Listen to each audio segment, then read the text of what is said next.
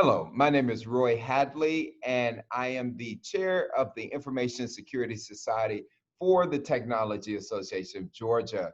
I'm also a lawyer here, and I specialize in cybersecurity, privacy, and data management at the law firm of Adams and Reese. Welcome to another edition of Cyber Shorts. Cyber Shorts, we try to bring you interesting people who are in the cyber community or the technology community to just expose you to different things going on.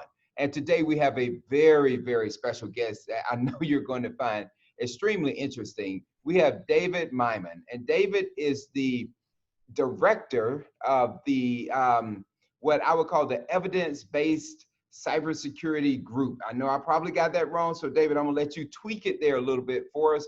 But David, welcome to Cyber Shorts. How are you doing today? Good, good. Thank you so much for having me, Roy. And you got it right. I'm the director of the Evidence-Based Cybersecurity Research Group at Georgia State University. There we go. There we go. So tell us, what is the Evidence-Based Cybersecurity Research Group? What is it? How did it get started? And what's the mission? So 2 years ago, we started the group, started the work with different professors around Georgia State University to simply try and understand better what works and what doesn't in the context of cyberspace. Okay. As I assume you and the listeners are aware, many companies out there, many policies. As an attorney, I assume that you are aware of many of the policies and regulation we need to enforce and adopt in the context of our organizations. But the question is, how many of those policies are really effective in achieving their goals?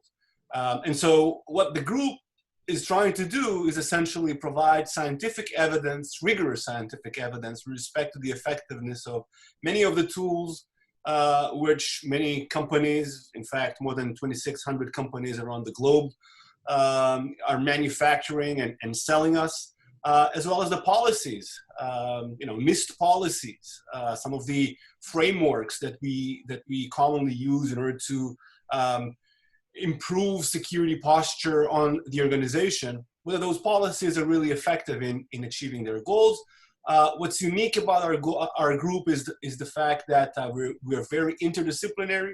We have computer scientists, of course, working with us. But the individuals who drive the group are essentially social scientists who focus on the human. So, of course, technology plays a very important role in cybersecurity, but we believe that the focus on technology really gives you only half of the answer. So at least equal emphasis should be given to the human. So we study the human, the hackers, the targets, the enablers, the individuals who essentially support the offenders, as well as the guardians, law enforcement, and CISOs. We bring in with technology, and we simply try to understand what worked best in the context of cybersecurity. Fascinating, but let's stay on the human element for a while. I know, in a lot of the work I do, we always tell companies you can get the best tools in the world, but unless you are focusing on your people, you're missing half, if not more, of what you need to be focusing on. So when you say the people, and I know this is just a narrow subset, but I know you do a lot of research on the dark web, the dark net, and really what's going on there. And when I heard about that, you and I met a year or so ago, but when I heard about it, I was again, use the word fascinated by what you all are doing. Tell us a little bit about that, the human part and what you're doing on the dark net. Gladly. The group is involved in different projects, more than 20 projects that are ongoing on different aspects of cybersecurity. We do honeypotting, we do online fraud, we work on online extremism. But one of the important aspects of the operation involves us working very hard, embedding ourselves, as well as collecting open source intelligence that is available for us as a community in the darknet. So during the last 2 years or so, the group has established a presence through sock puppet, of course, fake accounts, fake identities, in more than 60 darknet markets, which we scrape on and by scrape I mean download data on a weekly basis from, with the goal of essentially trying to understand who are the bad actors are, how they grow and become those big vendors, identifying the big actors, identifying trends with respect to what people are selling in terms of malicious software, ransomware, different types of online fraud, COVID-19 related items, right, that we started seeing, rising, right, in March of 2020.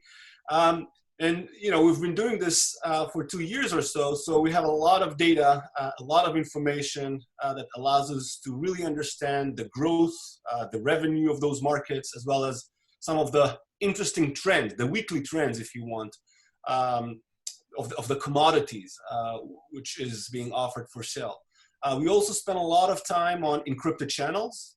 Many of the bad guys are actually moving now from the darknet to encrypted channels like Telegram, like Jabber, like QQ, ICQ, where they open groups and they simply market their products over those channels. So our group sits on more than now 1,000 channels, and on a weekly basis, trying to understand what's hot, what is the hot commodity, what are people looking for.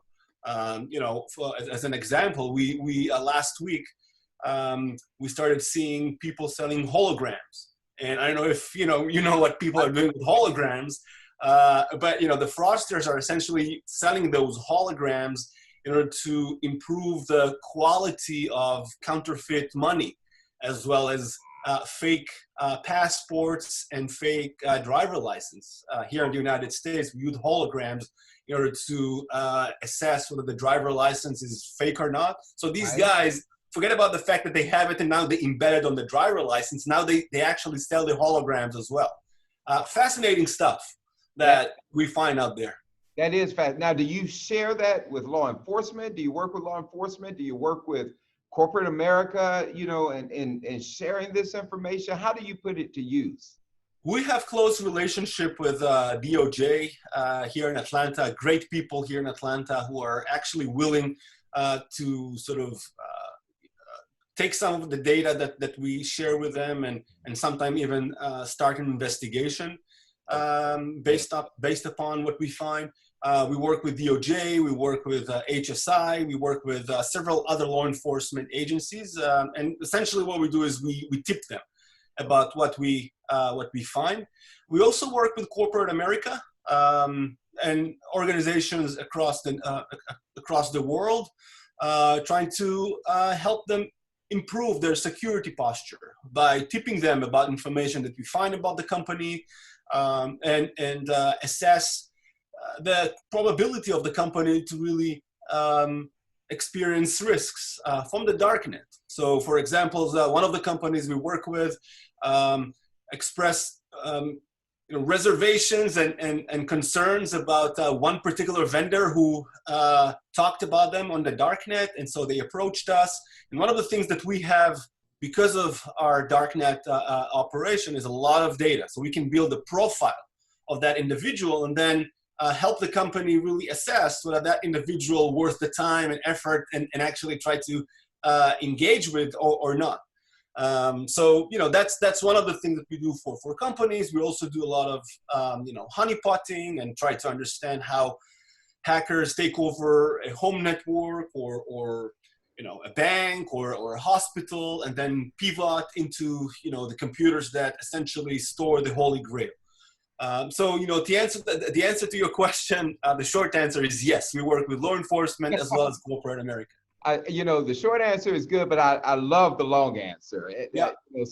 Just great stuff going on. Now, one of the things we do here at CyberShorts, we like to learn more about what you do, but we also like to learn more about you. So I'm going to pivot here for a second on you. And if you had to do something else other than what you're doing, you can't choose something else in the cyber field or something like that. You have to choose something else. What would it be in the perfect world? So I love the ocean and I love the deep. And you know, I really, when I graduated, my PhD is in sociology. And when I graduated, I told my wife, listen, I don't want to do this anymore. I don't want to study. And back then I was studying neighborhoods. Okay. And I told my wife, I don't want to do it. I want to, you know, pursue another PhD in Australia in marine biology and Okay. chase the giant squid. That was my dream in 2009, and that is still my dream today. I mean, now I really love what I do, right? Because in a way, I'm chasing the giant squid in the dark net, if you want. But you know, if I had more time and you know, second life, sort of speaking, definitely marine biology, chasing creatures in the deep. Right. Wow. Fascinating. Fascinating. I'm right there with you. I love the ocean. I love nature and natural stuff. So, you know, if you need a right-hand person down there, you know, I'm the one. So you just let me You know, know. And also let me know how you talked your wife into it. I can use the same with mine. it will be fun, I'm telling you, because we know, unfortunately, we know more about the moon than we know about the deep. So, you know, we and I can go in a submarine and just, you know, go and dive, and everywhere you look, you find a new creature that then you can put together a science piece on. So amazing. Right. No, that's amazing stuff.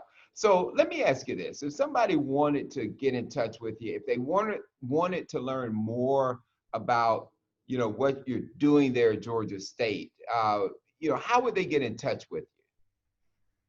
So our group has a website, and so you can visit us at ebcs.gsu.edu.